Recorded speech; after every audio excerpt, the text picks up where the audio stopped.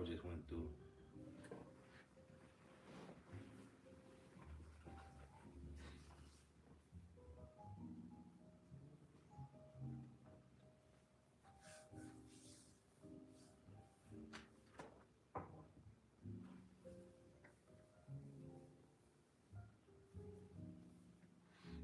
Yeah, good. Yep. You're good. Yep. All right.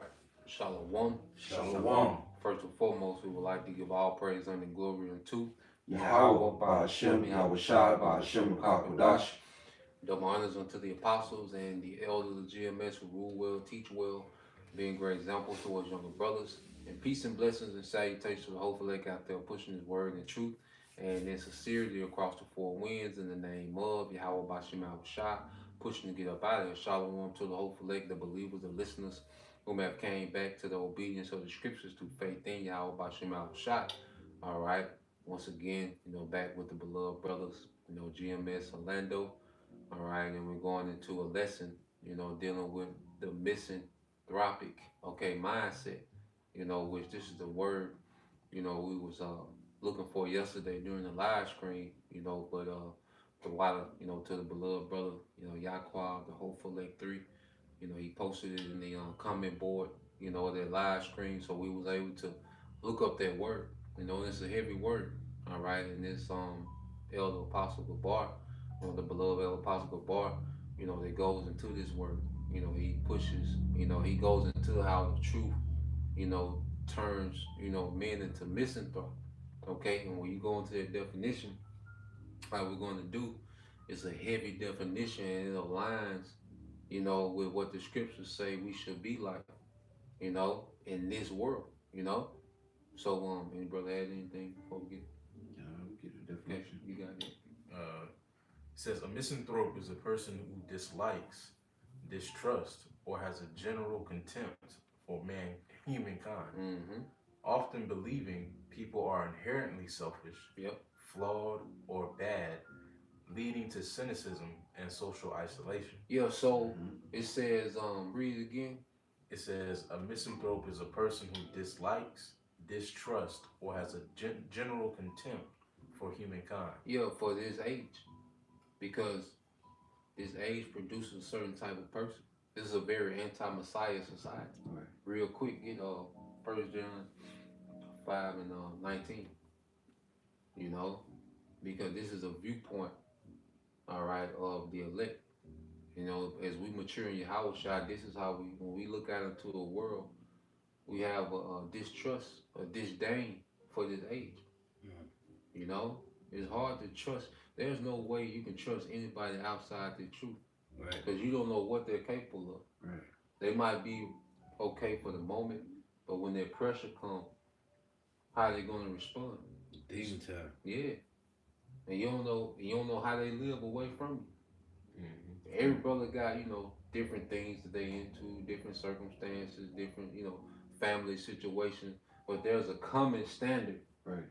There's an expectation, there's a standard that we know, okay, this brother, if he's in the spirit, he's doing this, this, and this. There's integrity. Yeah. You see, but in the world, they don't have that structure or the fear of the Lord. So they can operate out of bounds. We went into that the other day, how about Adam was given the breath to keep things in bounds. Right. You see? So people that's outside the truth, we don't know how far out of bounds they're operating Right. when we're not around. Right. You got that First John. There's our 1 John 5 and 19. Yep. And we know that we are of Yahweh Ba'Shem Yahweh Shai, and the whole world lieth in wickedness. Yeah, the whole world lieth in wickedness. This age. This is a wicked age, man.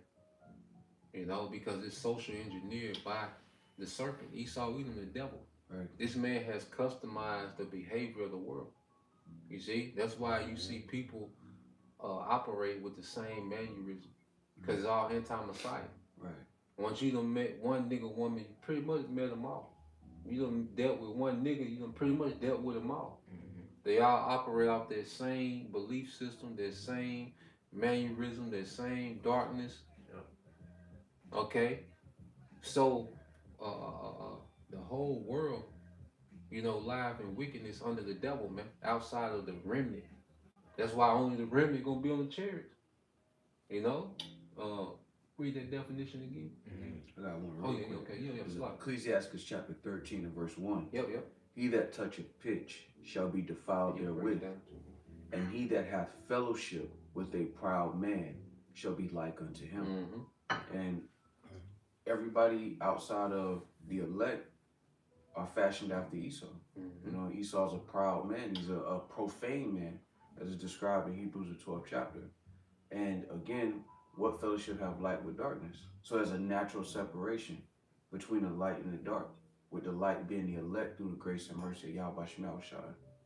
Oh, I got one for you too. This First Peter chapter 4, and I'm gonna start at verse 2. It says that he no longer should live the rest of his time in the flesh of the lust of men, but to the will of the heavenly Father. For the time past of our life may suffice us to have brought the will of the Gentiles, when we walked in lasciviousness, lust, excess of wine, revelings, banquetings, and abominable idolatries, wherein they think it strange that you run not with them to the same excess of riot, speaking evil of you. And we all took part in the world, of those very same characteristics: lasciviousness, excess of wine, rioting. That's the vibration that Esau is constantly pushed out, and that's the vibration that the majority of the people are under. Right. And where, to the brother's point, like you said, everybody here is under that low vibration. So they think it now that we've been called out of that low vibration. It's like they think it's strange that we don't run to that same excess of riot anymore. We have a misanthropic mindset. We came to and we've grown to disdain the mindset and the vibration of this world. And the Lord is perfecting our hatred for this place. The longer we're here, the more our hatred is perfected. It goes from, being separated, to growing into a true disdain for this world, to we're disgusted, and this is why the Lord is doing this, because this is securing salvation. Because why in the hell will we, when this man switch over? Because our temptation is when this man switched this system over. When he hit the switch, and that old system is completely done, and now the new system is up. Right. That's the hour of temptation. So if we hate the old system, and the new system is an enhanced version, a digital version of the old system, with this nigga with more control. Okay, so if we're growing to hate the old system, there's no way that we're gonna voluntarily give ourselves to this new system, man. So the Lord is perfecting our hatred right now to stand stiffly when this system switches over to digital, man. You got it, bro. It says, from the dictionary, it says a person who dislikes humankind and avoids human society. Yep. It says, and avoid human society, and we would, and this is why you see brothers minimize their dealings with this world as that's impossible. Brothers only deal in situations where they have to deal, but being engulfed and being in the mix on the scene just cause like it get to the point that we deal with this world on a need to basis.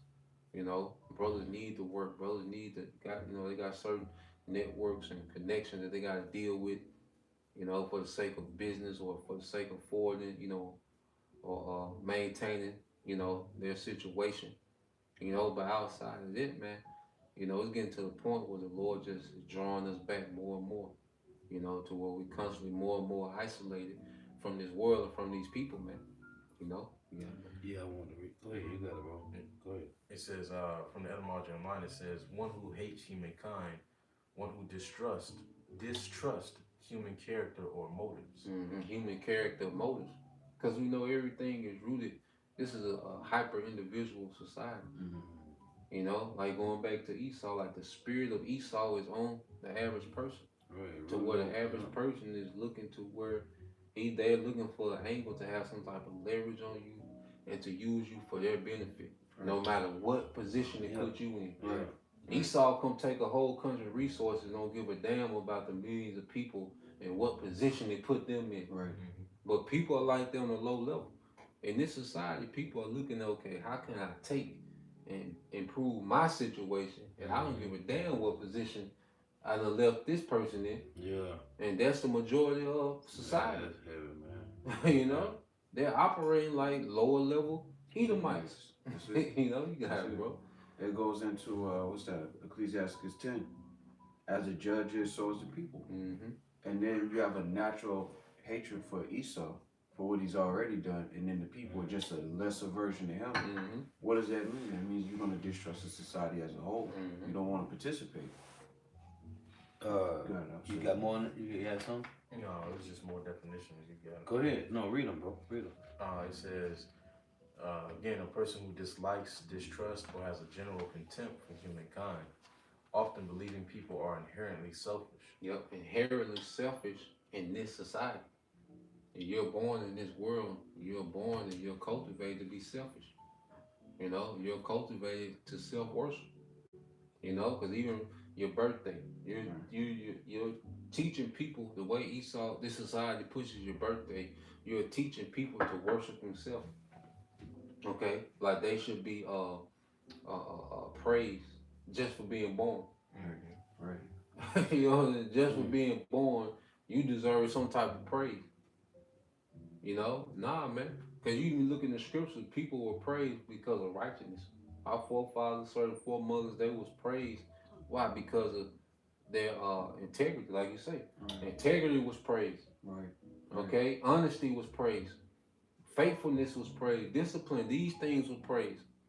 Wisdom that forwarded life, that was praised.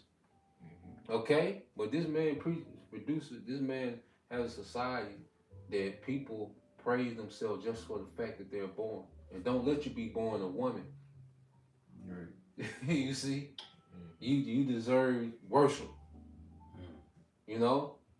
So it creates a very self-centered, off-balance, unrealistic society, man. And as a righteous man, you hate that. You look out and you hate this shit, man. Hey, because what I used to say like a while ago, years ago, that which we know, like our spiritual fathers, spiritual uncles taught the world, the lust. Esau is Satan, the spiritual demon Satan.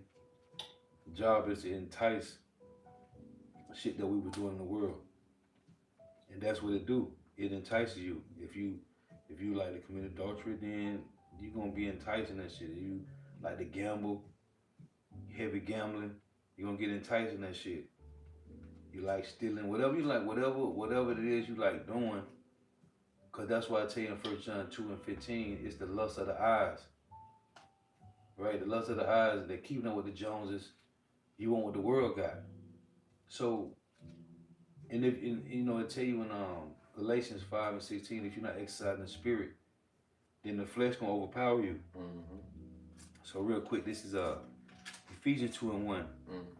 And you have he quickened, who were dead in trespasses and sins, where in time past ye walked according to the course of this world, according to the prince of the power of the air, the spirit that now worketh in the children of disobedience, among whom also we all had our conversation in time past, in the lusts of the flesh, fulfilling the desire of the flesh and of the mind, and were by nature the children of wrath, even as others. But power, which is rich in mercy, for his great love wherewith he loved us, even when we were dead in sins, have quickened us together with Mashiach. By grace ye are saved, and have raised us up together and made us sit together in heavenly places in Mashiach Yahushua. So it's that one mind, one body, one spirit, right? Then I want to get this. Isaiah, going back to Isaiah 48, when the Lord said, let me just read it. It's Isaiah 48:11. For my own sake, a routine, behold, I have refined thee, but not with silver. I have chosen thee in the furnace of affliction. For my own sake, even for my own sake, will I do it. For how should my name be polluted, and I will not give my glory to another? It reads, verse 12, hearken unto me, O Jacob and Israel, my call. I am he, I am the first, I also am the last. It's the point I want to make, verse 13. My hand also have laid the foundation of the earth, and my right hand have spanned the heavens. When I call unto them, they stand up together. Like it said in Ephesians 2. We all had our conversation in time past. Let me go back to it real quick. Ephesians 2. I got you. I'm right here. I got it. Ephesians 2 and verse 5. Even when we were dead in sins, have quickened us together with Mashiach. By grace you are saved, and have raised us up together and made us sit together in heavenly places in Mashiach Yahushua. So the word together, outside of this, it ain't nothing. It's together. It's the same. It's the going back to this word, man. Brothers feel the same way. How the apostles, when you look at the word 1 Corinthians 4:15, it reads, though you have 10,000 instructors in Mashiach, yet have you not many followers. There's a lot of guys calling on the Lord. There's a lot of guys allegedly teaching. But it said, though you have 10,000 instructors in Mashiach, yet have you not many fathers. And the word father goes into one who has infused into you his spirit. Mm-hmm.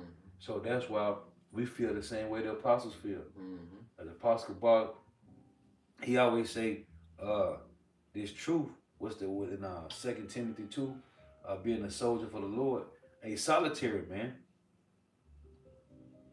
And if a brother ain't sitting in solitary, fuck that nigga. If that chick ain't, hey, she ain't, cause we cleaving to y'all about Shema Bashar, and the woman put a cleave to you. Mm-hmm. So hey, you hate every outside of this, fuck you. Mm-hmm. If I may add, because like we were doing yesterday, we were digging yesterday, and it was a small plant that we that we had to dig up, and under that plant was a huge root. And we understand now that though if you aren't in that misanthropic mindset, if you aren't aligning with the spirit of the prophets, then more than likely you're not rooted in the truth. Right. And we're starting to see these different weeds being plucked up through these different heresies. They're being plucked up because they're not aligning with the true spirit of Yahweh Bashim Yahushai. The Lord himself was a misanthrope. Like the brothers was bringing out yesterday, he used to do miracles, preach, and go. He wasn't dealing with the Roman society. Right. He was in the midst of Pax Romana. Rome was popping. But he wasn't a figure, like you got Captain Caesarea. He wants to be a figure in Babylon and Rome. Mm-hmm. He wants to be a figurehead. Yahushua wasn't trying to be a figurehead. Right. He was about progress in the spirit, teaching. He was about completing the assignment given to him from the Father. We're about completing the assignment given to us, by Yahushua. Right. So just like you said too, I want to make the point because you read in Ephesians how we used to fulfill the lust of the flesh. Right. And when we were doing that, we was blinded to the flaws of this world. Mm-hmm. It's like when you into a woman, you blinded by her flaws. Cause you into her, you in the lust. You ain't tripping on the flaws like that. Right. Yeah. Your lust is overriding everything. Right. So when we was in the lust of the world, our lust was overriding the flaws of this world. Yeah. But when you in the spirit, you put them spiritual eyes on. Yeah. What's that shit you can spray where you can see or use an investigation? They spray and they show the blood and I don't know the name. I forgot the name of it. Yeah. But they come in and they spray that stuff and you can see the blood, but you can't see it with the naked eye. Right, because they done cleaned it up. Yeah. But when they come in... he used bleach and the blood. Yeah. But they spray that, all right, and now you can see it. And that's how it is in the spirit. What's the blue shit is? It's a blue... we have the eyes to see. Like luminol. Yeah. So we have the eyesight, which is like spiritual luminol. Yeah. Because if you go into the room with that luminol, let's say you come like now on this couch and you put luminol and you see the blood and stuff, and you can't sit on this couch no more. Yeah. You done seen the blood and you can't blood. You can't. Like, you can't just sit down and chill no more. Right. Like, I Yeah. just seen the blood and the filth Yeah. and this and that. Like covering cast. Yeah. So the spirit took that off of us, man. That's heavy. It took that veil off our eyes to where we can't unsee what we see, man. And Right. it creates a hatred. Right. Every day that we mature in Yahweh Shai, we have a hatred for this place. Remember how Yahweh Shai coming back? He's coming back with all anger. Yeah. He's pissed at this world. He said vengeance. Yeah. Isaiah 63, vengeance burneth in his heart. Yeah. He's pissed at this world, this society. You say that Yahweh, the people look at us and like, oh, Yahweh Shai hate young niggas. Right. He hate these young hoes and nigga woman. He hates Esau Edom. He hates this digital world order and all this shit. He hates Christianity, Islam. He hate all this shit. That's why he coming with so much judgment for it. Yep, nigga culture. Yeah, he hate that shit. GMO food, like Yahweh Shai hate that shit. You see? So as we growing in Yahweh Shai, of course we're gonna be perfected in that hatred toward this society, man. Right. Hey, and I want to. So in Ephesians 2, it say, you have he quickened. Yeah, When you read Isaiah 11, Yahweh quickened Yahweh Shai. yeah, So when you read John 6, he said, eat my flesh, drink my yeah, blood. yeah. As Yahweh quickened Yahweh Shai in Isaiah 11, because it tell you in Matthew 3, it say it reads when John baptized Yahweh Shai, it said the Spirit descended on like a dove, right? So in Isaiah 11, when Yahweh quickened Yahweh Shai, when you read Isaiah 11, in John 6, Yahweh Shai quickened the remnant the same way. Right. That's why 1 Peter 4 say, arm yourselves likewise with the same mind as Yahweh Shai. It's the same line. It's the same mind. Mm. So if you ain't, then this, hey, fuck you, man. It said good is set against evil. It's an evil world. Yeah. The scriptures say I hate every false way. Mm-hmm. So Bro, that matter of you fact, naturally develop a misanthropic mindset Yeah. because you hate every false way. All of this is a society of covetousness. Right. Everybody's on a race to the top. No standard of integrity. Right. Just a dark countenance. If I can read this. This is Isaiah 11:1. And there shall come forth a rod out of the stem of Jesse, and a branch shall grow out of his roots. And the spirit of Yahweh shall rest upon him, the spirit of wisdom and understanding, the spirit of counsel and might, the spirit of knowledge and the fear of Yahweh, and shall make him of quick understanding in the fear of Yahweh. And he shall not judge after the sight of his eyes, neither reprove after the hearing of his ears. Oh, that's heavy. You just read, he shall not judge from the sight of his eyes. Exactly. That's the point I want to give. You got it. Dang, that's heavy. But you got it, though. I just bring that out. You expound on it, bro. No, you got it, bro. You got it, bro. Yeah. So You got it. just, expounding on it, we're not looking from the eyes of who we were in the world anymore. We're looking for in the eyes of righteous. This book is training us to be righteous judges. So we taking all the emotions out. Right. It don't matter, what kinsmen they are to us, what relation they are. None of that matter anymore. Right. We're judging it strictly through the lens of righteousness, man. Right. Right. If it's off, it's off. If it's right, it's right. Right. No, because we was going into how you run into certain situations, like you find out about your moms and your pops and their dealings and how the separation happened, but you look at it through a lens of righteousness. So it removes the emotions from the picture. Because this world, they'll use your emotions to pervert judgment. And that makes you hate this world because it's not a standard of integrity. It's a standard of emotions and picking and choosing. This world has capitalized off of sincerity. Just like the movie I was watching yesterday. People who actually care are oftentimes taken advantage of. And because we cared in the world for different things, we have an innate, we're compassionate as a people. Jake loved nature. Jake loved the simplicity of life. Jake want to see everybody win. Yeah. Naturally. Right. Compassionate. The natural perspective of Jake, you want to see everybody win. And Esau take advantage of that. Mm-hmm. Since you want to see everybody win, okay, I'm gonna suck you dry, like it says in the Sirach 12. Sirach 13, suck you dry twice and thrice until there's nothing left. And so the beauty is the Lord has called us out of that simplistic mind state and given us the proper mind state of kings, to look above just simple matters and to see the bigger picture. Hey, that's heavy because you give Esau all you got. This nigga draining the fuck out your ass. It's draining. Right. So the Lord got the elect, Lord willing to be a part of that number, detaching. So now they care more about things in the spirit than the world. So at that point, Esau don't have a real angle on the elect because their affection ain't here no more. That's why Revelation 12 and 17 gonna come down. They say on them, where he said the dragon that was wrought with the woman, Right. which go back to Genesis 3 from the beginning, Right. because they had a testimony of Yahweh Shai and they keep the commandments. Let me go back to this, Isaiah 11:3. And he shall make him of quick understanding. And this is what Yahweh Shai did to the remnant. In the fear of Yahweh. And shall make him of quick understanding in the fear of Yahweh.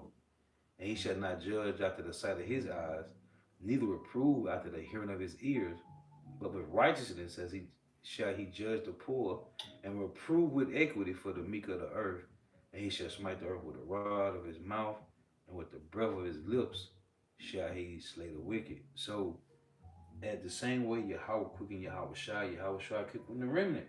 So, and it's hey, we just telling you, thus saith the Lord. Hey, you don't stay over there then. It's thus saith the Lord still. But like the Lord said, I read Isaiah 48 and Ephesians 2, it said he rose them up together. Yep. Together. Separated. And it's the same. Yeah. I got this one real quick. Beautiful. This is Psalm 97 and 10 in the G&T. The Lord loves those who hate evil. He protects the lives of his people. He rescues them from the power of the wicked. So, yeah, that's it. He said he loves them that hate evil. Hey, because you think about it, like I say, the only thing that, because when you're operating in your lust, because whether you are chasing money, like you were going into, Esau has a leverage on these jakes that want to be rappers and successful because them niggas want their fame. Them niggas want their glory. So he's able to drag these niggas along because like training day, really Esau is training day. The society is training day because he kept breaking down his morals. Because Jake, that's his name, Jake. Well, his whole objective was to break down his morals and justify it. Like, this how it is, Jake. This how it gotta be, Jake. You want to change something, don't it, Jake? You gotta do this. And that's what Esau does, to our people that have, this lust, for his goods. If you lust for his goods going into, matter of fact, get that real quick, Proverbs 23 and 1. If you lust for his goods, he's able to manipulate you. Yeah, you want his dainties? Yeah, you want those dainties. Yeah, he's able to manipulate you because you want those dainties. You see? Even the nigga woman, if your prize is the box, the nigga woman has the box, she's able to manipulate you how she want. You see, that's why when you, as a man, when you're not driven by your lust, like the woman don't have that power like that. See, when you in your lust, she's the best thing going. But when you really get on your purpose and you how about your outside, like this motherfucker disgusting. It's complete two different perspectives. It's the same object, but it's when we change, it's give us a different perspective. Going back to 2 Corinthians, all things are new.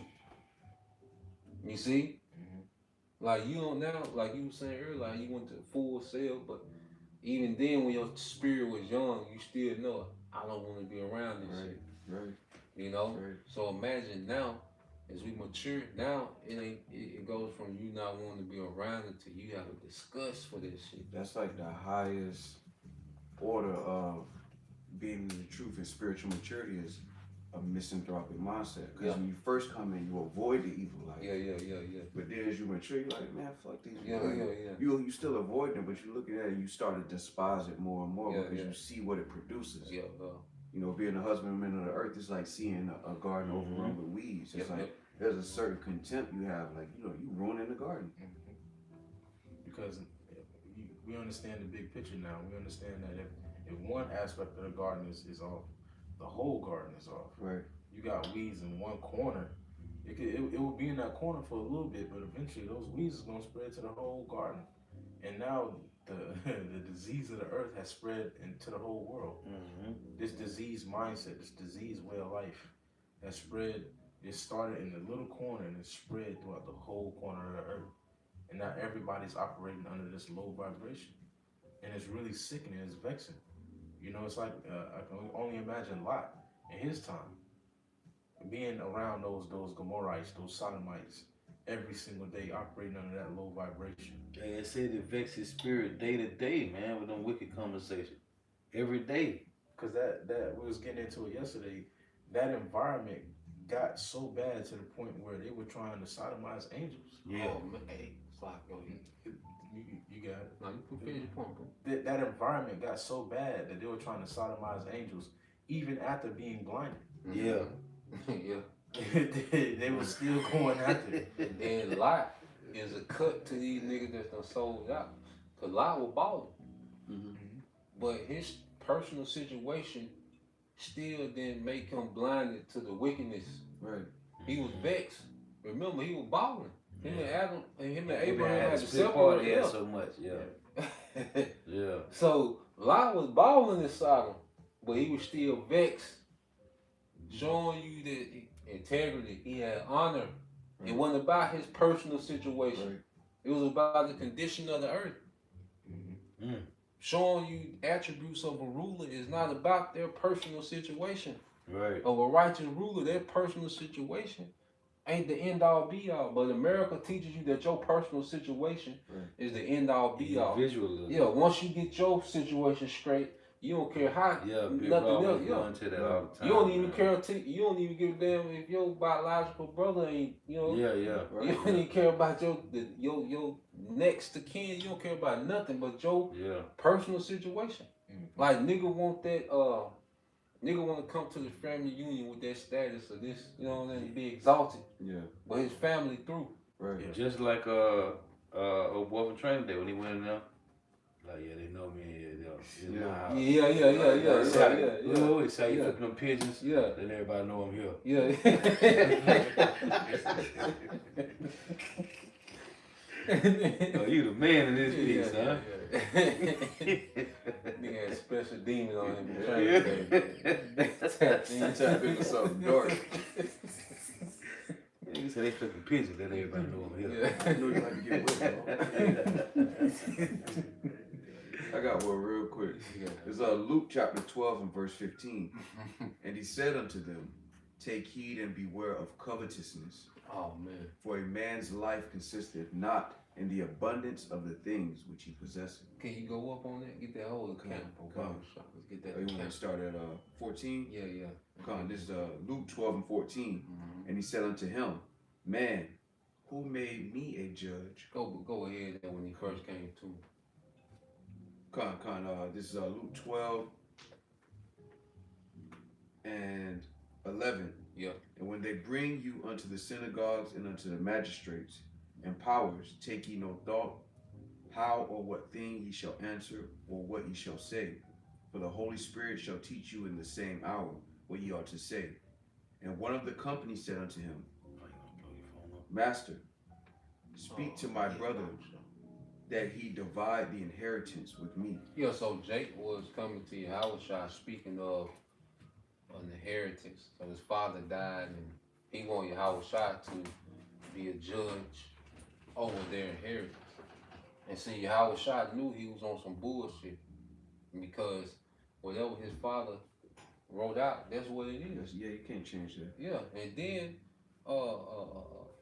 he was just thinking from the aspect, he just wanted more of an inheritance. Right. You know, that was his mind was just having more of the inheritance. It wasn't about equity. Yeah. And then your father know he wasn't shit. That's You why he know, wrote that's the why, will that yeah, way. that's why he wrote it that way. You know, go ahead.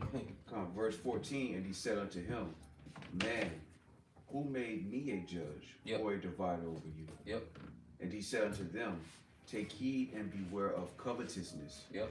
For a man's life consisteth not in the abundance of the things which he possesseth. Yeah, so a man's life don't consist in abundance of what he possesses. Because going back to it, that's why there's a such thing in this society as net worth.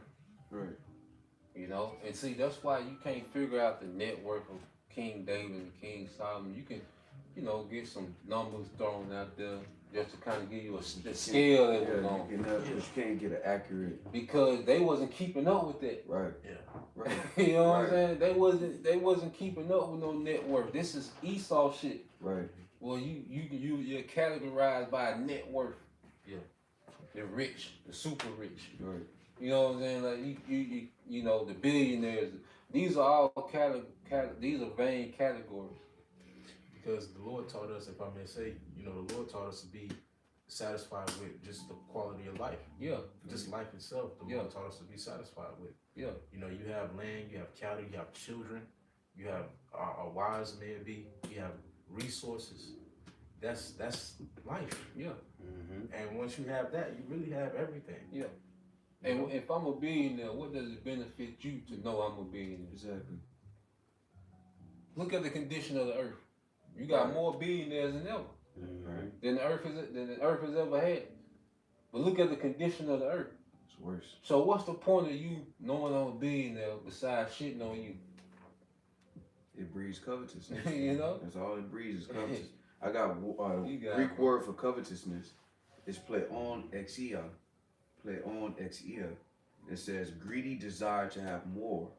Covetousness, avarice. Mm-hmm. And when you look up avarice, it says extreme greed for wealth or material gain. I got something for you, back that up. This is 1 Timothy 6 and verse 6. But godliness with contentment is great gain. Yep. For we brought nothing into this world, and it is certain we can carry nothing out. Mm-hmm. And having food and raiment, let us be therewith content. But they that will be rich fall into temptation and a snare. Hey, because Esau teach you to be confident in riches, because at that point he can control you. That's why they gave you the ditties but then they show you you could put up 50 mil, and you still can't get out because I'm still in control. So if your whole confidence is rooted in them possessions and he in control, he got you. And that going into that covetousness. And that snare. Right. He teaches, like you say, rappers talk Jake of what's their lifestyle? The opposite of Stoicism.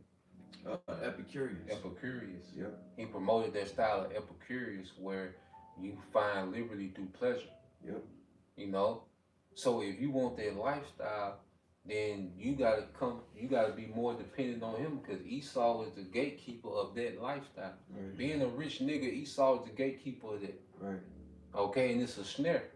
So if you spend your life trying to be a rich nigga, you gotta continue to degrade your morals to try to get that. It's a race to the bottom. Yeah, because even when you reach a certain level, guess what? You gotta drop the more you climb, your morals gotta keep shedding off of you. Right. That's why you get to the point to where you did it. Right. You see? The higher you get, the more morals. Now this nigga is Epstein Jr. Yeah. Yeah, he a baby Epstein. You see why? Because he was snared into that covetousness, man. You still got more on that? Yeah, it says, but they that will be rich fall into temptation and a snare, That's it. and into many foolish and hurtful lusts, which drown men in destruction and perdition. For the love of money is the root of all evil, Right. which some coveted after. They have erred from the faith, and pierced themselves through with many sorrows. Yeah, because they coveted after it. The scriptures say that the earth was given into the hand of the wicked. So right now he's in the power seat. So if you want some type of excess, you got to go through the most depraved nation of people on the planet. This is Colossians chapter 3. Oh, I want to read this first. Yeah, because if your confidence rooted in Yahweh Shema Shah, whether you are based or bound, you still rooted. Right. Jake lose a job, it's like, all right, I'm gonna do me a lesson. Then I took some money from you, found out something that got stolen, broken into. It's like, all right, cool, fine. Yeah. Because you still rooted here, like, Yeah. I'm waiting on the kingdom. So it's like all of this little ups and downs and this shit don't matter. Jake playing for keeps in a temporary kingdom. Gotta do a lesson and get over that shit. Yeah. Amos 5:15, it reads, hate the evil and love the good, and establish judgment in the gate. It may be that Yahweh power of hosts will be gracious unto the remnant of Joseph. And then I want to go to Colossians Hey, but being reactivated to Yahweh Bashim Shah is hating his world, man. Right. Period. This is Colossians 3. But you hate that mindset of money over integrity. Right. You know, you despise that mind because that's not our natural state as a people. Right. Because we had rich Israelites in the ancient world, but the ones that we remember, the ones that are written about, are the ones that stood for righteousness. Right. Because you're always gonna have the rich and the poor. That dynamic is always going to exist. But it's still the standard should be integrity. Yep. It's Colossians 3:3. Mortify therefore your members which are upon the earth, fornication, uncleanness, inordinate affection, evil concupiscence, and covetousness, which is idolatry. For which things sake the wrath of God coming from the children of disobedience, in the which ye also walked sometime when ye lived in them. But now ye also put off all these: anger, wrath, malice, blasphemy, filthy communication out of your mouth. Lie not one to another, seeing that ye have put off the old man with his deeds. Put off that old man. Right. And that old man had a craving for this world. Right. And the a lust. desire. Yeah. It's the lust demon, man. It was a time when we was obsessed with trying to become like these niggas on the music video. Yeah. You know, we was obsessed with that shit. Every minute we were thinking about a scheme to get to the top. Yeah. Niggas would sit in the car, smoke weed, and talk about how we gonna make it, or what we would do if we had this much money. That's what we did on a daily basis. Yeah. You know, we was obsessed with this shit. Talking about women, they're sitting there talking about women for hours. This, and you know, who hit who, and you got this number, and this, you know, we was obsessed with, and it was, now you look at it, and it was the lowest frequency you can operate on. Operating as a beast. As a beast. Yeah. You see, so now you look at it, cause even like more and more, you look at that old nigga, you hate that old nigga. What that old nigga that we was? Yeah. You hate that old nigga. Hate that nigga, man. You know? You ashamed of that nigga. Yeah. Like Jake can come in the truth and still try to brag about the dope they sold and they life in the world and shit. They really not ashamed of it. The fact that they still talking about it and bringing it up, they really still honor it. Right. You know, but there's when you really ashamed of something, you don't want to bring it up. Yeah, you don't bring that shit. Yeah, real talk. You know what I'm saying? Yeah. You know, brothers talk about their past, but brothers that you can tell brothers that someone is speaking of something in a glorified way, like it's a thing of honor. Yeah. You know what I'm saying? There's someone who's speaking like from the contrite spirit and explaining. You know, you got it, bro. With the elect, Lord willing, the Lord saved you from yourself. Whatever path you was on was a path to death. Some routes faster than others, but it was all a path to death, paved with good intentions. Yeah. I'm gonna give mama a house, and it's paved with good. But if the Lord would have let you get to the finish line of that, you'd have been through. You'd have been destroyed. Right. At the daily party.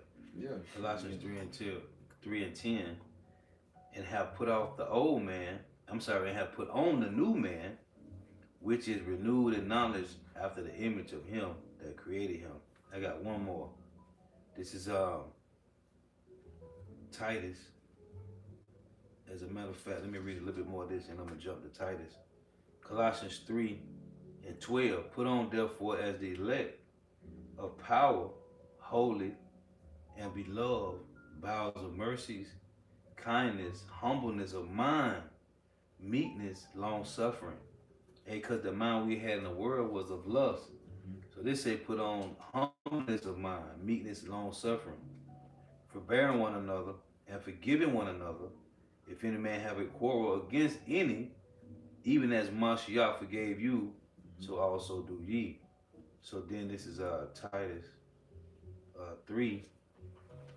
In 3 it reads, for ourselves also are sometimes foolish, disobedient, deceived, serving diverse lusts and pleasures, living in malice and envy, hateful and hating one another. But after that, the kindness and love of power, our Savior toward man appeared. And Esau taught us, because you go to nigga culture, it's a culture where you hate to see your your brother do good. Yep. Yep. Is that hateful and hate one another? That's it. Him doing good is like it's taken away from, you know what I'm saying, your ability to do good for yourself. Right. Right. You know, so not only did, you know, we have diverse lust that we were slave to, man, that we sincerely didn't even want to see Another brother doing good. Hey, and that's crazy because the one brother that a brother did see doing good, that brother that was doing good, he was about individualism. Yep. So it's like I got a reason to hate this nigga. It's that like a spirit of competition. Yep. Esau pushes a spirit of competition. Amongst himself, and Jake has adopted that. Right. To where now it's everything in the hood culture is competition. Bro, we were talking about that. Mm-hmm. You got a McDonald's, a Wendy's, and a Burger King right next to each other. Yeah. You got a Ford dealership and a Chevy dealership right next to each other. Yeah. You got a Waffle House and a Denny's right next to each other. Yeah. That's a nigga mentality. You have some, like you'll have a Jake, you know, in the hood, and like we was getting into yesterday.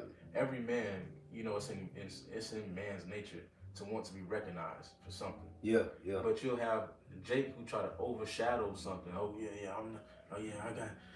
know he's a good speaker, but you know, I can speak too. Mm-hmm. It's not even about that, because at the end of the day, we're all getting the same penny. Mm-hmm. And at the end of the day, the Lord gave us a different part of the body to be helpful in. Mm-hmm. The toe is just as equally as important as the hand. Mm-hmm. Every aspect of the body is equally important, and it's no competition at the end of the day, because we're all fighting for the same purpose.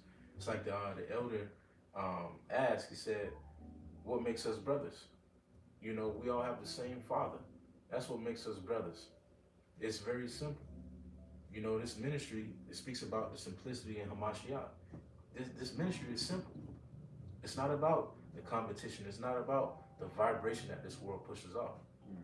The vibration of this world, if we were operating under the vibration of this world, this ministry would have never got to the point where it's at now. Mm-hmm.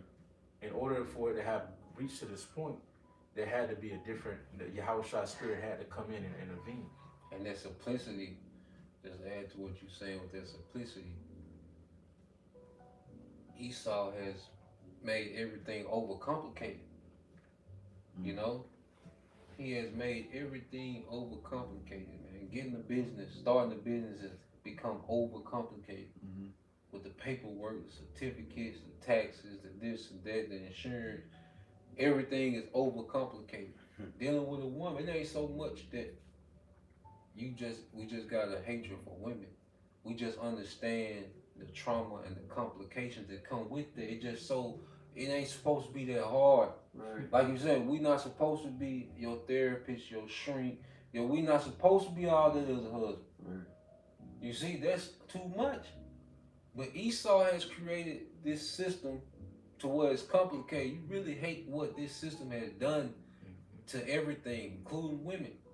So it ain't anything like just this hatred for just because she's a woman. No, we understand what this system has done to women. Right. So it's like, we know, like, you get started in that shit can be extremely overcomplicated, and it ain't supposed to be like that.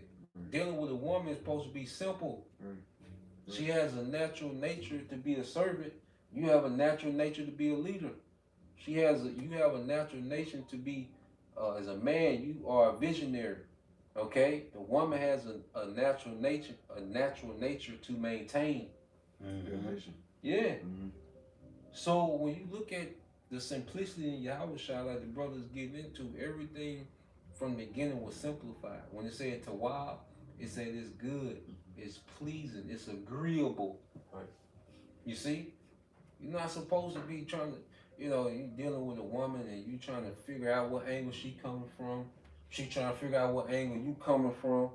You got to deal with her trauma.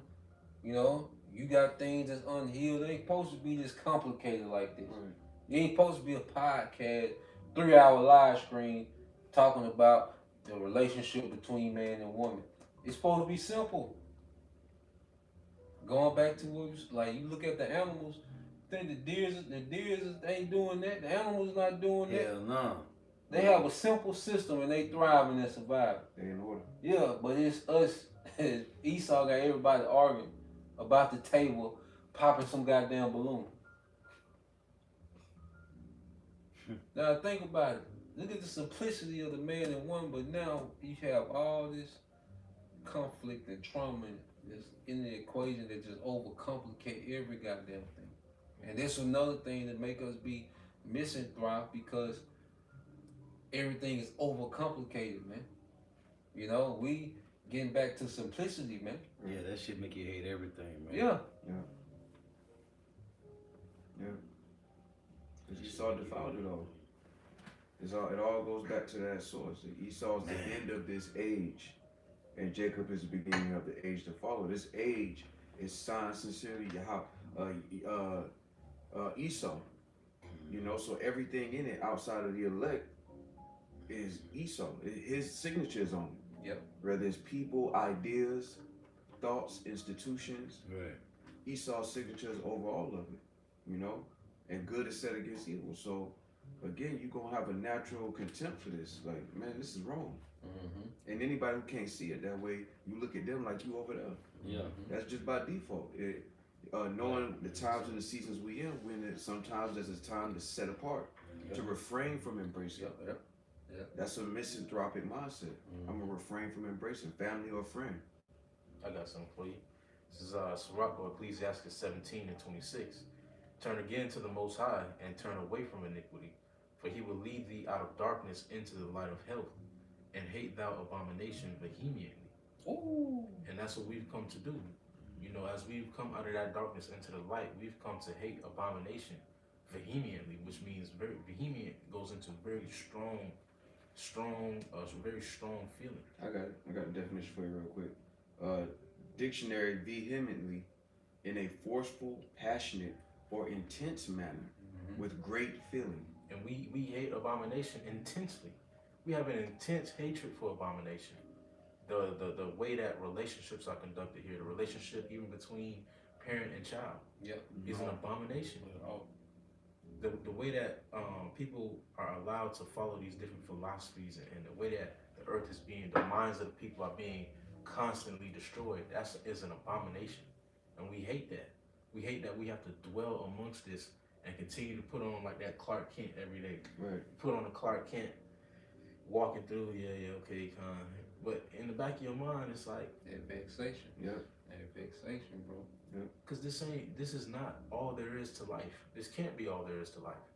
Eat, shit, sleep, go to work, be around a bunch of people that you don't want to be around, have conversations that you don't want to have, then go back to a dysfunctional home, to a dysfunctional woman and child. Then more than likely, Jake is being ran by that woman and child to the ground, and you're only seen as a utility in the world. So the only thing that you bring of value is your money. And if you don't have that, then you don't have access to women. You don't have access to different amenities in this life. So your whole life is basically vain. Yeah. And if I could say this too, just add to what you're saying, another thing that Esau overcomplicated is the accumulation of wealth. Right. It shouldn't be this hard to accumulate wealth. It shouldn't be this hard to take care of a family, to provide for a family as a man. That's why it's looked at as some great accomplishment. If you can do it. If you can do it. Because he makes it so difficult to do. It's not supposed to be this hard. Okay? If people still had the knowledge of the earth, okay, that's why you look at even post-slavery, all right, when Jake would have an acre of land, but they'd have 14, 15 children. That's because the land took care of them. They knew the land. Right. They didn't have to depend on this man's corporation to provide for their family. You know, they knew how to, work the land.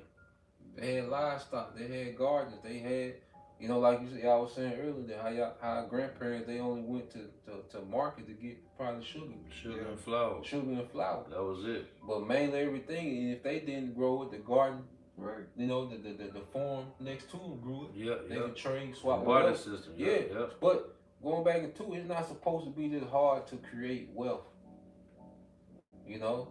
Esau makes these things, overcomplicated by putting you on a dollar system. A dollar system is really it's a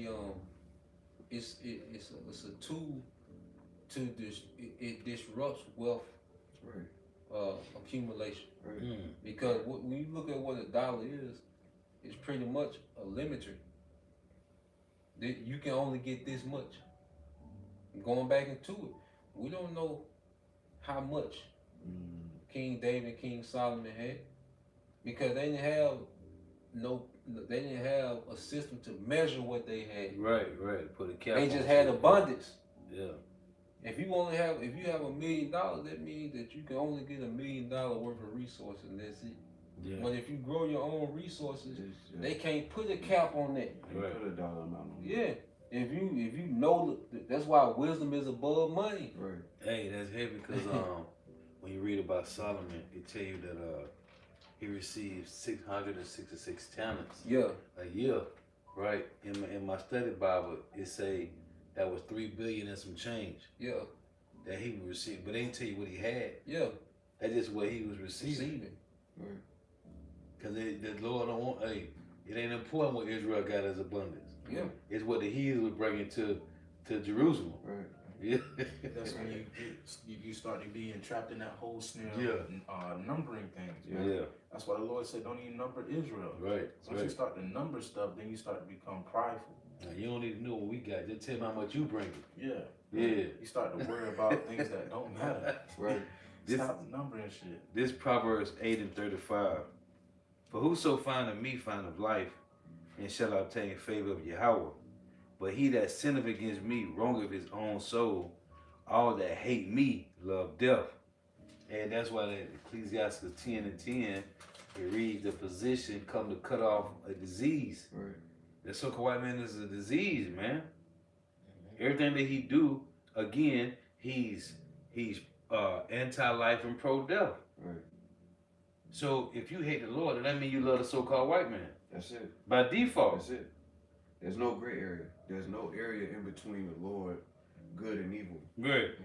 You got good, you got evil. There's no. Yeah. I'm kind of good. Nah. No. You got good and evil. It's that. It's the Lord or Esau. Because that and it's cold because the Lord said that Matthew 6, right? You can't serve God and mammon. Right. 1 Corinthians 10:21. You can't sit at the Lord's table.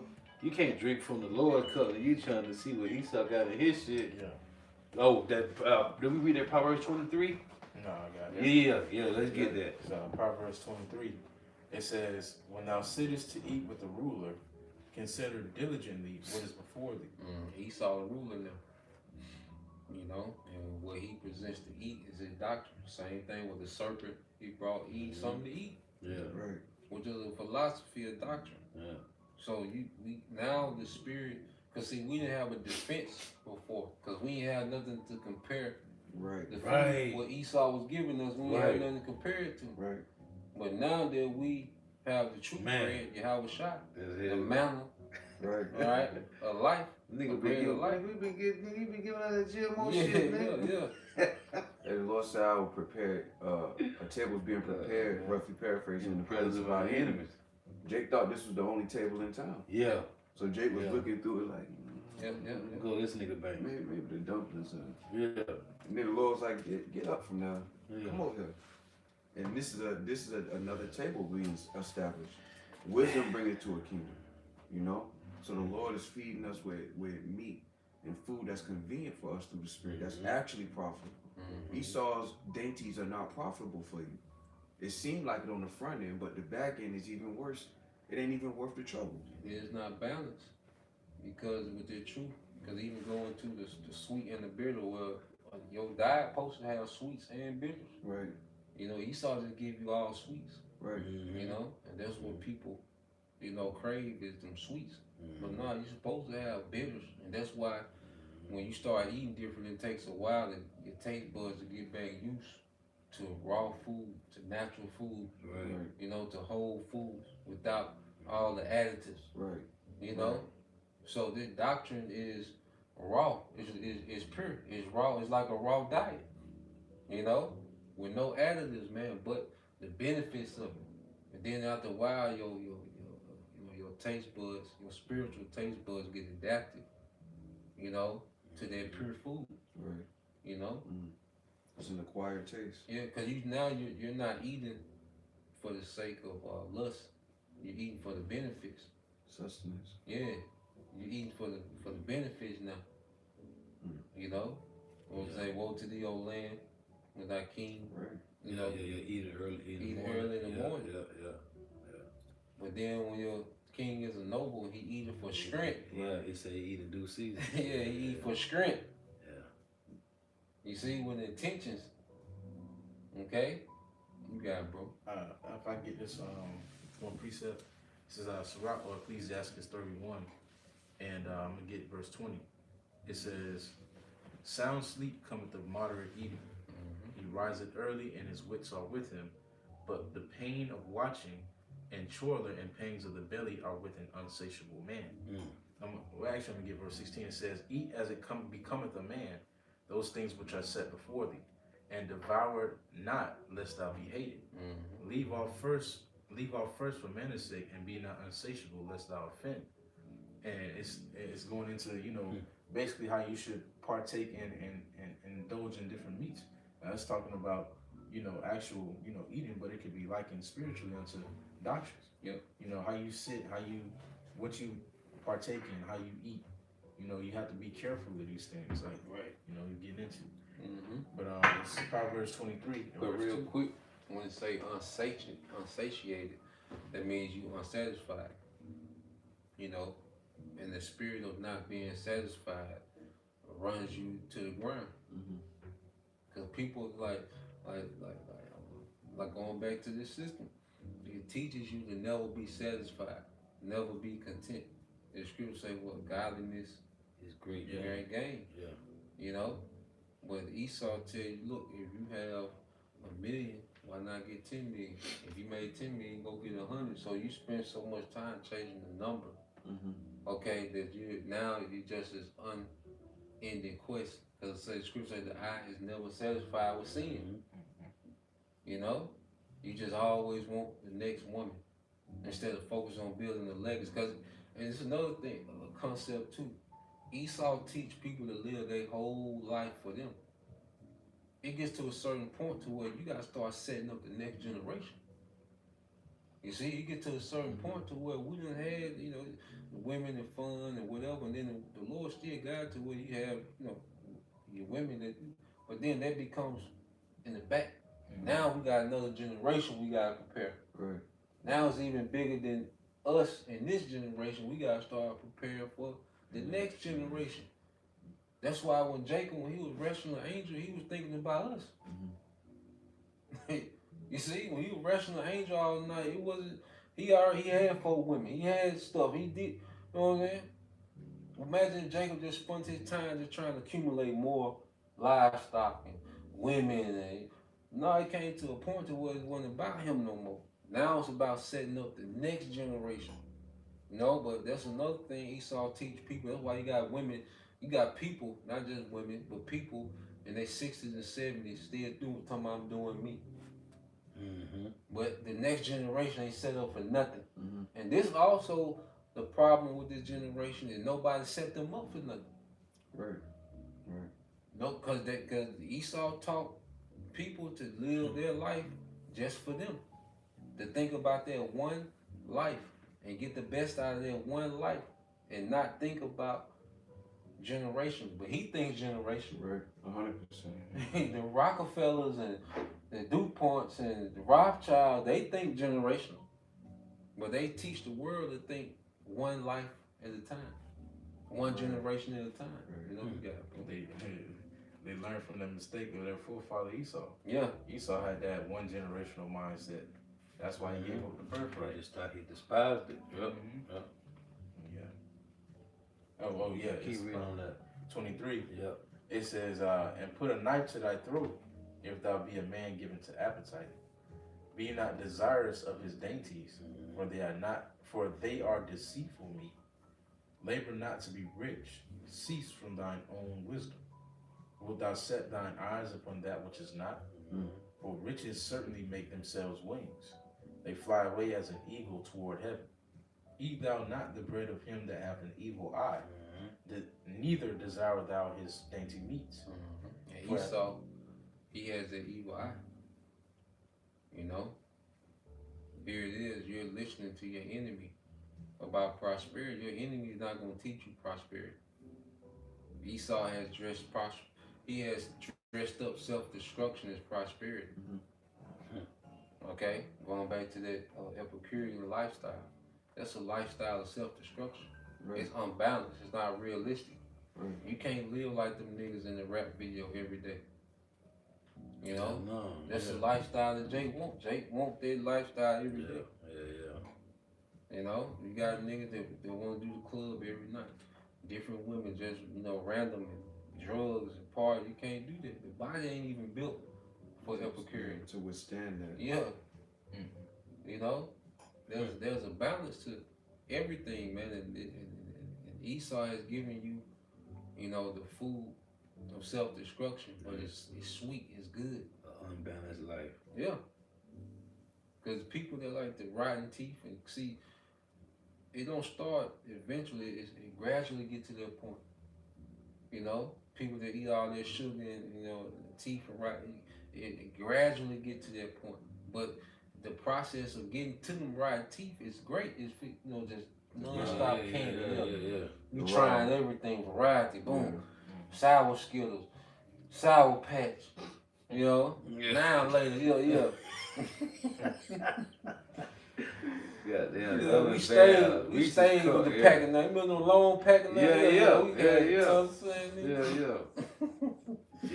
Kept the bitch Kept that shit, but man, the process of destroying yourself feels great, and that's what Esau has mastered. Okay, because even that's why he experiment with them like with lab rats. That's why even with cocaine, when crack was the first drug where the mother, the mother of the lab rat chose the crack over the children. That was the first drug to do that. So he knew what it was gonna do to Jake, and that's why crack mothers are known for what? Abandoning their children. Yeah. You see? So man, this devil. Yeah, he's always been about, pushing destruction as prosperity. That's what going back to the garden. That's how he pushed death to Eve above immortality, man. He dressed it up, and with this, when he switched to this system, he gonna dress up this new system as prosperity. Glorify wickedness. Yeah. What you say? Organized wickedness, like you. Yep. Yeah. And Esau going into that cunning hunter, he dressed up death as enlightenment, and they do that now. The whole Luciferian sect, the Edomites, who believe that the serpent was the good guy. You just dressing up death as enlightenment. Nah, to stay in the law, statutes, and commandments, that's archaic, that's barbaric. But come out here to this new progressive lifestyle, which is just organized destruction and wickedness. Yeah, some nigga came on the comment board one of my videos and said, the serpent taught Eve, the serpent showed Eve how God really is. I'm like, what, nigga? Like, he opened Eve's eyes to who the Lord really showed him how he is, and that's why he said you'll be like God. No good. I like, bro, go teach that shit on your channel. Right. That's that spirit of rebellion. They try to justify rebellion, but look at the results, and that's what the Lord said, judge. Ye that be kings of the earth. Look at the rulership and tell me if the mindset is right or wrong. And as you mature in the spirit, you start to despise and hate not just Esau, but the products. And he's supposed to be trying to, he can't get the birthright, so he gonna kill everybody. He know, but like the apostle been saying for years, man, this nigga know who he is, man. His goal is to wipe out everything, man. He's a counselor. His job is to kill everything, man. That nigga is anti-life and pro-death, man. And he just a crab in the bucket. His job is to kill Jake, man. Oh, as a matter of fact, right? In Genesis, man, I'm reading this the other day, it was a couple weeks ago, right? I read it in the lesson. In Genesis 27, making that point about this nigga, man. This is his job. This is what he do. Genesis 27 and 40. Let me start at 41 real quick. Genesis 27 and 41. And Esau hated Jacob because of the blessing wherewith his father blessed him. Esau said in his heart, the days of mourning for my father are at hand. Then I slay my brother Jacob. This verse 42. These words of Esau heard, and these words of Esau, her elder son, were told to Rebekah. And she sent and called Jacob, her younger son, and said unto him, behold, thy brother Esau, as touching thee, doeth comfort himself, proposing to kill thee. This nigga is comforted Right. in killing Jake, man. Right. That's his goal. I'm gonna kill all these niggas. Not today. Give me 10 years. Right. Pinky in the brain. Not 10 years. I'll give him in 100. But this nigga, Willie Lynch. Mm-hmm. Let me teach you how to keep these niggas separated. This nigga told all the slave masters, gather up. Listen to this shit. Keep the life young, old. Yeah. Yeah, in that letter, he mentioned perpetual slavery. That's it, bro. Like how to keep us in a perpetual state of Was that not him talking in comfort? Mm-hmm. Yep. I got that in the NLT, Genesis 27:42. But Rebekah heard about Esau's plans. So she sent for Jacob and told him, listen, Esau is consoling himself by plotting to kill you. Consoling himself, man. Because the blessing is it's already written. The Lord's going to give Jacob the blessing. And Esau keep trying to push that deadline down. But you can't. You can't. But it's still in him to kill Jake as a consolation. It brings him joy. Hey, when we was going to how they were doing the women, experimenting on the women without the epidurals. Yeah. Yeah. How much pain they can take it. Bro, that shit's just comfort that nigga, man. Right. His comfort is in our destruction, because we read yesterday in Wisdom of Solomon 2. You know, he knows Yeah. after this is over with, so he wants to speedily use the creation at hand.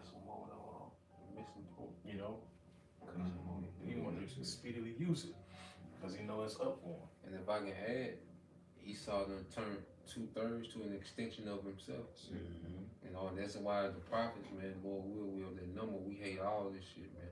Because the earth is just an extension of Esau, man. Real quick, brother gonna get some more definition. Get that Psalms 37 and 25. You know, because the earth is just an extension of the wickedness of Esau. Okay? And as we grow in Yahushua, we have an intense hatred. We see why we hate Esau like our father hate Esau, man. Mm-hmm. You see, when we first coming in, we read it, it was a shock factor. We didn't know the Most High hate. Right. You know?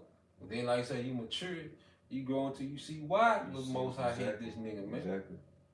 And we develop the same hatred. Just like certain people, they'll try to tell you about somebody that you know ain't shit. And they think they good because they new to them. Right. Yeah. You don't even say nothing. You just like, And then right on cue, about 2 months later, man, Yeah. bitch We ass hit you nigga, back. tell you about this bitch ass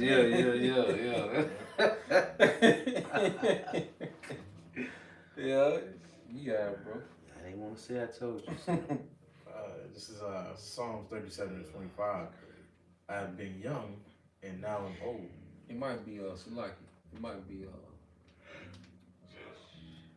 see Man. if it's 26. Let me see what is it. What 26 say, bro? It says, he is ever merciful and lendeth, and his seed is blessed.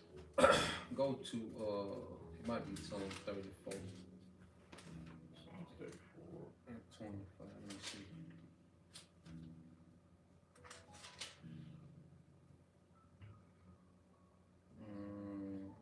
Let me see, folks. Like How does it go? that wicked spreading itself like a green bay Green tree. tree. Yeah. That is. 37. 37 to 35. Yeah. 35. Okay. I was about 10 off. Yeah, come. This is Psalms 37 and 35. I have seen the wicked in great power. Yep. And spreading himself like a green bay tree. Yeah, so Esau has become powerful. He spread himself. Okay? He has influenced the earth to be likened unto him. And the New World Order is the complete transition of people becoming likened unto him. Okay, that's why he wants to put you on this social credit system, because he can modify your behavior on a whole nother level. Okay, he wants to get into your neurons so he can modify your spirit. You see? So this man has become powerful and has spread himself. Okay? He controls the external world. Now he wants to control the eternal, internal you. Mm-hmm. You see? Go ahead. Yet he passed away. Yep. And lo, he was not. Yep. So it's like he did when Yahushua come. You know, he's going to do such a removal of Esau. It's going to be like he was never there. You know, it's going to be like he never was in power. You know?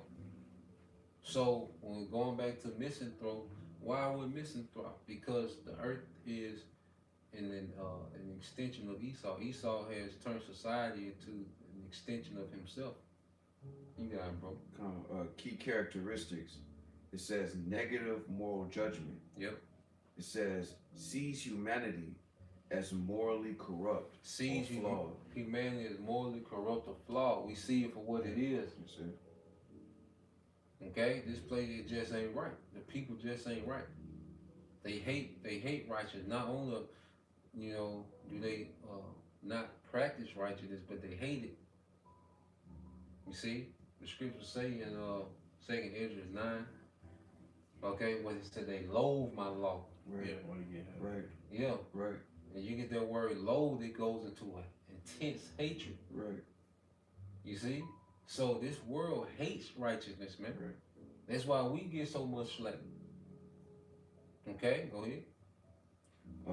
Finishing it up, it says, I'll just read it all again. A misanthrope is a person who dislikes, distrusts, or has a general contempt for humankind, often believing people are inherently selfish, flawed, or bad, leading to cynicism and social isolation.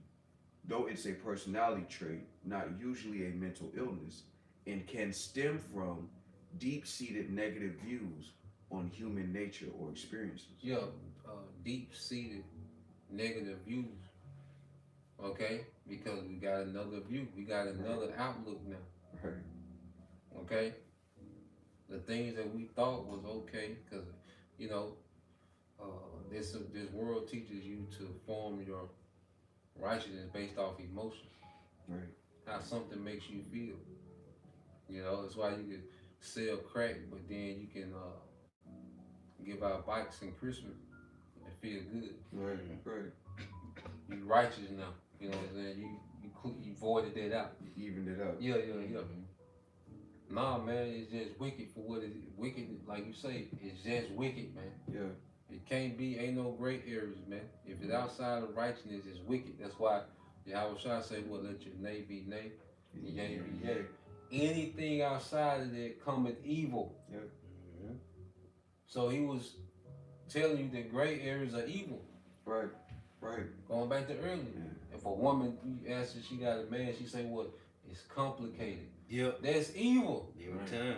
Yep. Right. There's wickedness. Right. You see?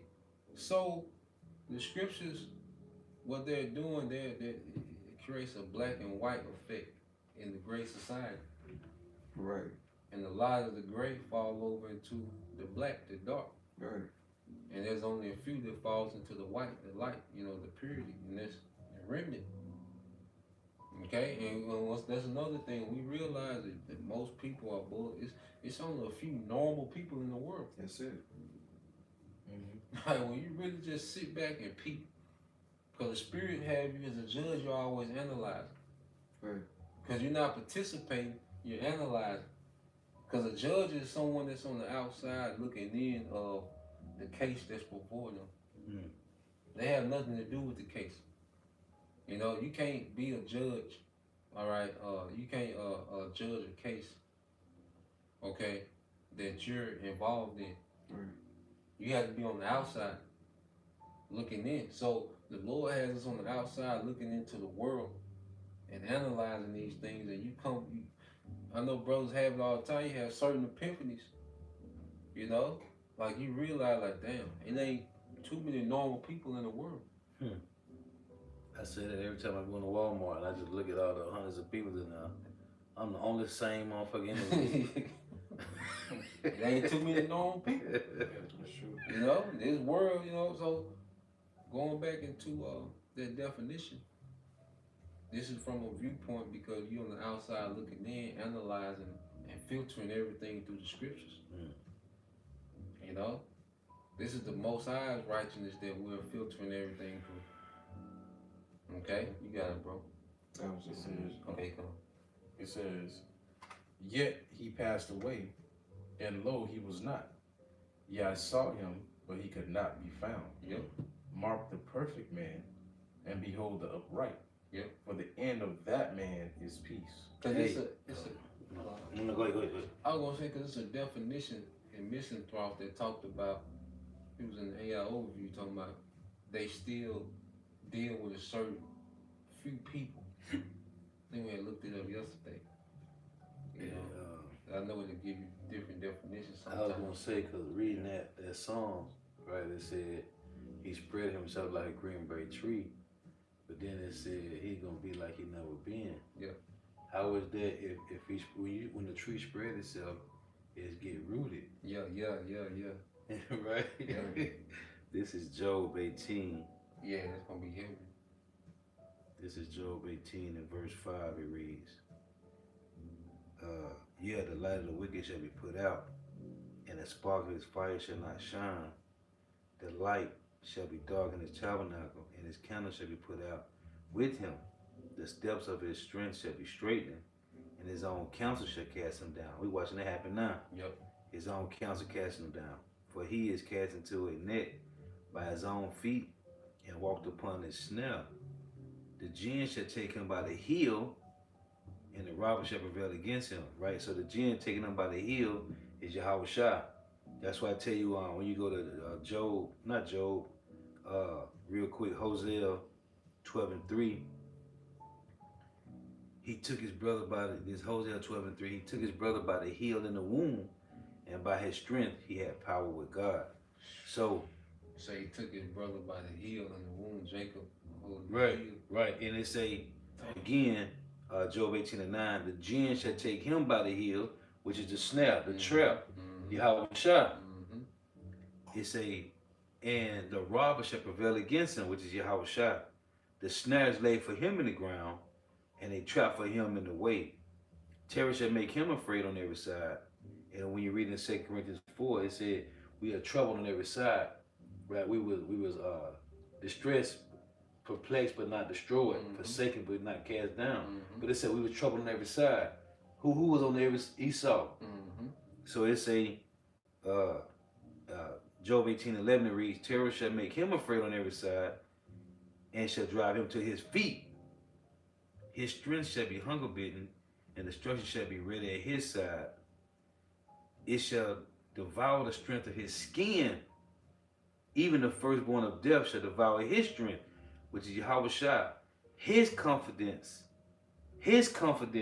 which is what? The sword, right? That pen. His confidence shall be rooted out of his tabernacle, and shall bring him to the king of terrors. So in that Psalm 37, it says he spread himself like a green bay tree, and trees take root. I'm talking about root. But then how the fuck this nigga gonna come up missing then?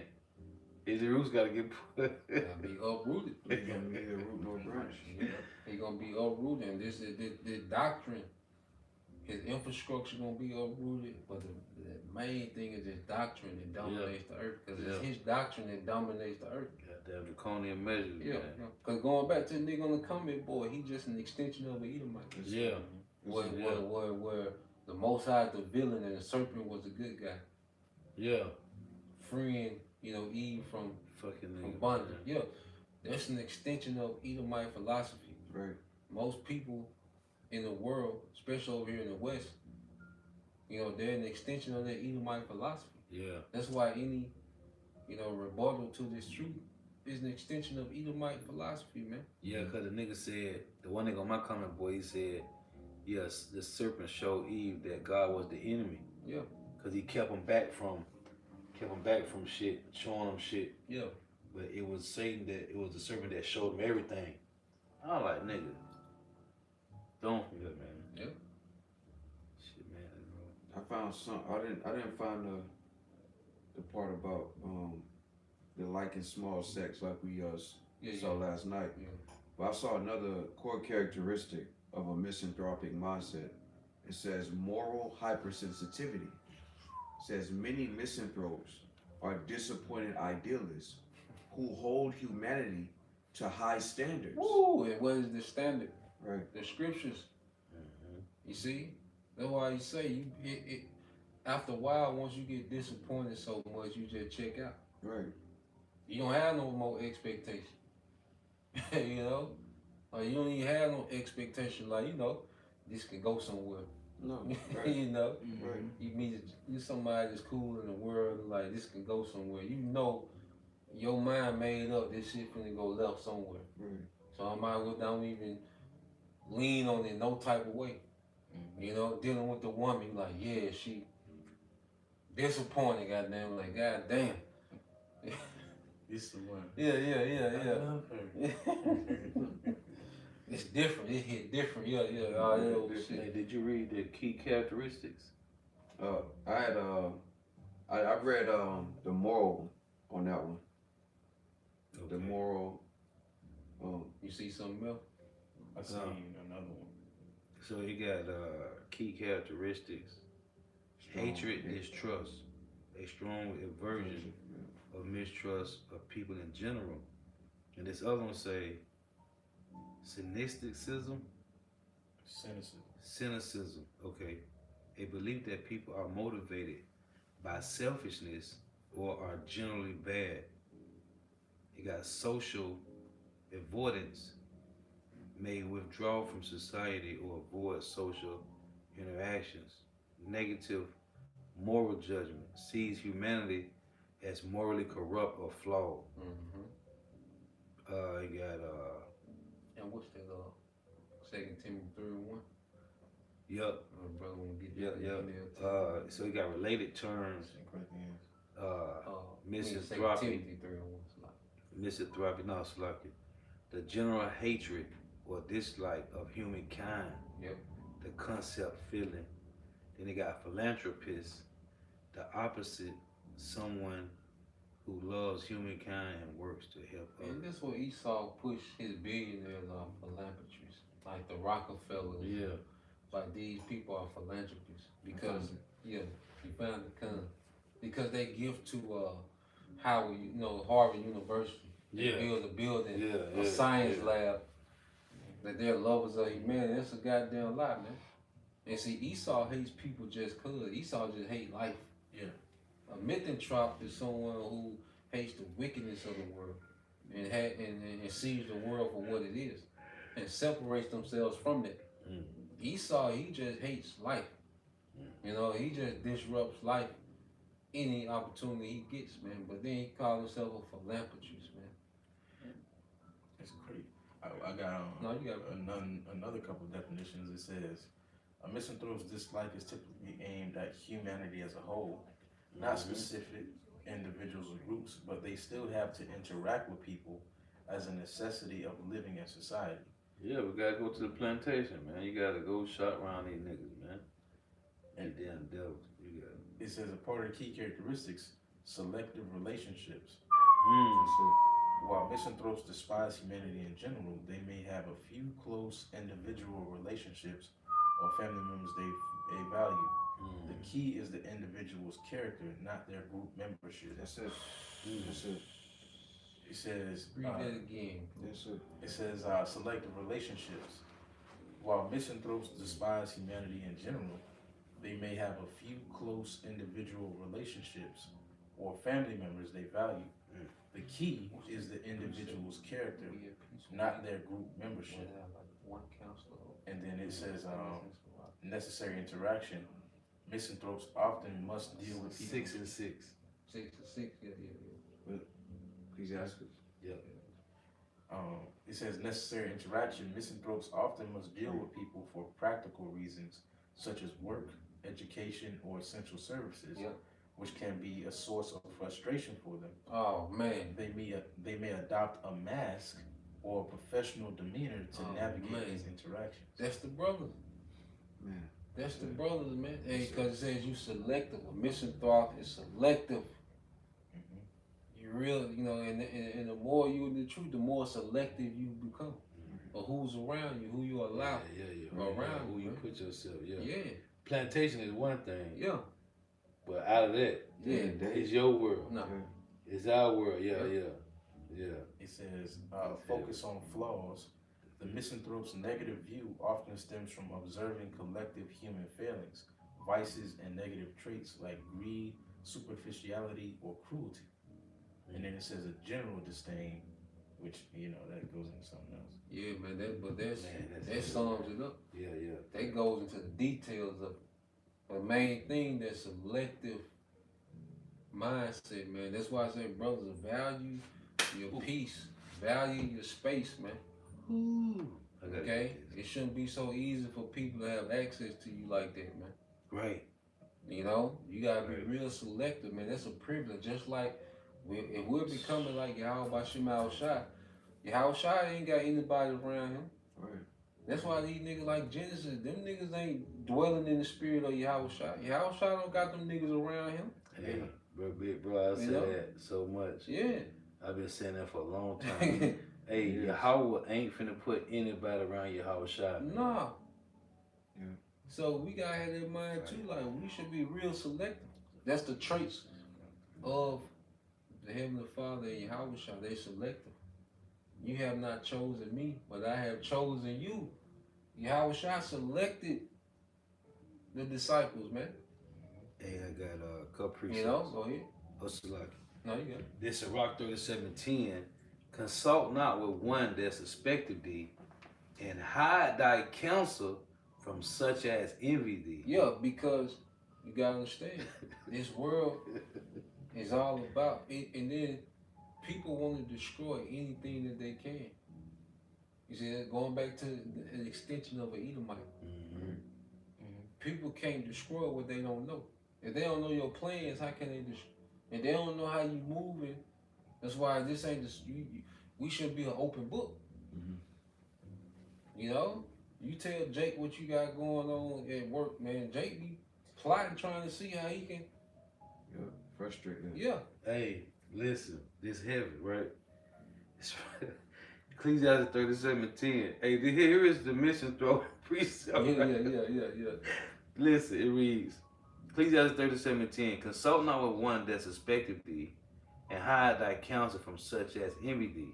Neither consult with a woman touching her of whom she is jealous, neither with a coward in matters of war, nor with a merchant concerning exchange, nor with a buyer or seller or of selling, nor with an envious man of thankfulness, nor with an unmerciful man touching kindness, nor with the slothful for any work, nor with an hireling for a year of finished work, nor with an idle servant of much business.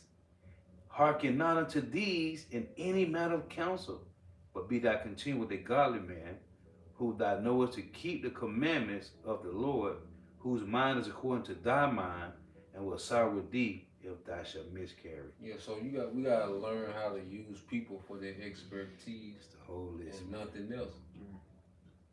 You know, like I said, we can't be an open book to everybody, man. You know, because there's a misanthrope. You have to deal with people for essentials and you know, your work or whatever. But deal with them according to their expertise and nothing less, man. I mean, nothing more.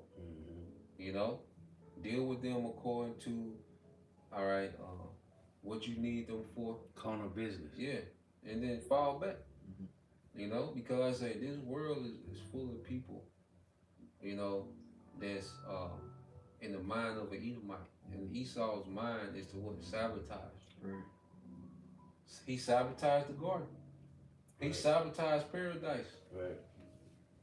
Okay? So yeah, so a misanthrope is not just it's just not just a Hateful person. it's not a hateful person, it's also a defense mechanism. Mm-hmm. You know, you think about it. It's a it's a wise defense mechanism. Okay? To already suspect most people to be what most people are. Mm-hmm. You know, and you treat them accordingly and avoid them at all costs if you can. Mm-hmm. You know, every brother's situation different, but you know, within our situation, man, we should always be looking at how to withdraw more. You know, how to be more closed minded, because because you gotta rehearse that. You gotta rehearse not saying too much. Yeah. You gotta practice that. Right. Yeah, That's a skill that gotta be trained up. Yeah. You know, Real talk. so we have to practice these things, man, around these people, man. You know, because only the brothers got your best interest in mind. Only Yahweh Shai got your best interest in mind. And the spirit of Yahweh Shai is in the brothers, man. So anything outside of that, man, you know, it's just a disappointment waiting to happen. Mm-hmm. It might take a month, might take 10 months, but it's just a disappointment waiting to happen. You know? You got it, bro. That's it, bro. It says types of misanthropic stances. Yep. It says philosopher Ian James Kidd identifies 4 primary stances or responses to a misanthropic worldview. I'm gonna just get one of them. It says the quietist, defined by resignation. This type accepts that humanity's flaws are unchangeable and chooses modest, detached ways of living. Because until Yahweh Shah comes, this is all what it's going to be. And it's only going to wax worse and worse. That's why the Lord said, come out of her, my people. You know, you got to withdraw from this place because ultimately it's defiled. And it's not going to change until Yahweh Shah get back. You getting into it and trying to, I can change this. No. Yeah. You can't. You in the world, but you're not of it. Because you can't change what's already happening until Yahweh Shah get back. A boys and girls club. Right. It ain't gonna do it, man. It's not going to move the needle. That's a little bit what we were talking about last night about how, you know, we're not stronger than these demons. You know, there's nothing in your power that you're going to do to change anything that's going on in this world outside of the power of the Lord. So you got to withdraw, like the Lord said, just withdraw. Take yourself out of it, because if you continue to dwell in it, you're going to destroy yourself. So just withdraw and let the Yahweh Shai handle what's going on in the earth. And you handle what the Lord has for you, our responsibilities, which is just to withdraw spiritually and mentally. Yeah, spiritually, mentally, and emotionally. Because what we have to do is doable, which is to feed the elect, to edify the other right now. All right, we're being edified as we're doing this lesson. You brothers and sisters that are listening, you're being edified, and that's what we're tasked to do. You know, that's the assignment that we're on, and that's when the Lord is coming back to deliver those who have been taking heed to this word that's been going out. Okay, so that's our task, and we see the progress in it. We see brothers maturing. You know, we seeing, you know, brothers and sisters on the coming board being consistent. You know, so we're seeing the progress of this word going forth, and the prophecies that we preach on are happening. I was just gonna say, You see, you can't. The Lord has a strategy. The Lord is making major moves. He's making these nations, okay, hate one another, okay, to where there finna be a lot of double cross, triple cross, as they roll this new world order out. We see the Lord making big moves. So, you know, a goddamn new swing set in the projects. Right. The new basketball court. Yeah. I'm a black top. Yeah. Put the gate, you know what I'm saying? Nigga, you know, nigga late, man. Nigga, we need some big plays, man. Right. Them 4-yard plays. Yeah, that's what you drew up. Yeah. HB, you know what I'm saying? Yeah, check that out. 29 died, you know what I'm saying? Like, nigga. That was the wrong play. Yeah, nah, nigga, you need, but, and we see it in prophecy, man. So, just going back into it, we know Yahushua gonna change, and we've been given an assignment to where, you know, that plays a part in the overall bigger picture of the change, you know, but us thinking that we're gonna, and that's why we're told, be concerned about those that are like you. Right. You know, we're constantly told that many gonna die in vain. You know, just deal with those. He said, don't even be concerned about how the ungodly gonna perish. You know, so we can focus on the task we've been given within the algorithm of the Lord getting ready to come change this thing, man. You got it, bro. Give some more. That was on that one. Okay. There's some more in there. On the there's something else work. Cause I got no, not on this definition. Okay, you had some. Oh, that was all the definitions that I read. Okay, we can end it here because this sum it up. You know, the misanthropic, you know, mindset. This is Sirach 6, and I'm starting at verse 6, and this is in the GNT. It says, "Exchange greetings with many, but take advice from one person out of 1,000." Mm-hmm. Being selective, Right. you know, like you were saying. You know, this misanthropic mindset makes you selective. Right. Okay? So we're not just tossed to and fro, and, like I said, open book and taking advice from everybody and trying to incorporate this. And, you know, you got niggas that's, you know, 5% / Islam, Right. / Christian. You know, they're just all over the place, Right. taking counsel and trying to, trying to build a philosophy out of all these. Nah, man. One out of, and this spirit, because they have a counselor, 1 out of 1,000. Mm-hmm. Now, when King Solomon did his trial, how many men of 1,000 did he say was right? One. You see? So he said that out of 1,000 have one counselor. You know? Mm-hmm. So every brother that you take counsel from, you automatically by default counsel out the next 1,000 people. Right. Now look, I always link that with 1 Corinthians 4:15. Okay, you got it, bro. 1 Corinthians 4:15. For though you have 10,000 instructors in Mashiach, yet have you not many fathers. For Mashiach Yahweh shall have a guide you through the gospel. So though you had 10,000 instructors in Mashiach, yet have you not many fathers. So that goes into that. Hey, though you have be at peace with many, but have but one counselor among 1,000. There's a lot of niggas out here that's claiming the truth, to call on the Lord, but the Lord gave us our spiritual fathers. Because you don't have but 4 spiritual fathers. Yes, but we got 100 of spiritual uncles. But it's one counselor. It's right. Great millstone. Right. Same mind. Same mind. So I always link that with that Sirach 6, man. Yeah, come on. I'm finishing this out too, bro. And it says, when you make friends, don't be too quick to trust them. Make sure that they have proved themselves. Right. So that misanthropic mindset, like, nah, you got to be proven. Mm-hmm. You know, like someone that's new, they're under heavy scrutiny. Mm-hmm. Yeah. You know, you peeping. You see, because that's what the spirit does to us. What's say the spirit to try you by what crooked ways. Yeah. Right? Yeah, see? She would take you through crooked paths. Yeah. She would return you. She wisdom examine your ass. Yeah. You know? Take your ass up through that. Yeah, so you got this wisdom trying to see. Yeah. You got the wisdom, you know. Wisdom take your ass through that, boy. You got the wisdom at the dice game with the project. The wisdom like, nah, we out here. Yeah. Trick. Yeah, you done came to count twice, but then, you know, of course, you gotta grow out of stuff. She'll try you by those crooked paths. Yeah. But then she said she'll try you by her discipline. Yeah. You see? Mm-hmm. So when as we're out in the world, man, we're looking at everybody. You know, it might be people that you know, might be stores that you frequent because of your business, man. But so you can have, you said, be at peace with many, but have a counsel of 1,000.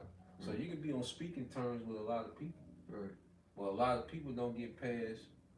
Exactly. Small talk. You know what I'm saying? Man. Because Yeah. if I may say, advice can be destructive. Yeah. Because the thing about advice is the person that you're taking advice from may have a lower expectation than you. Yep. So they're speaking from their expectation when we already have one expectation, you know, through the spirit and power of Yahweh Shai. The expectation of these people in the world is far different from ours. You know, you can't be taking advice from a nigga on the affairs of how we live in our lives. Yeah. They don't understand what's going on. Right. Their expectation is low.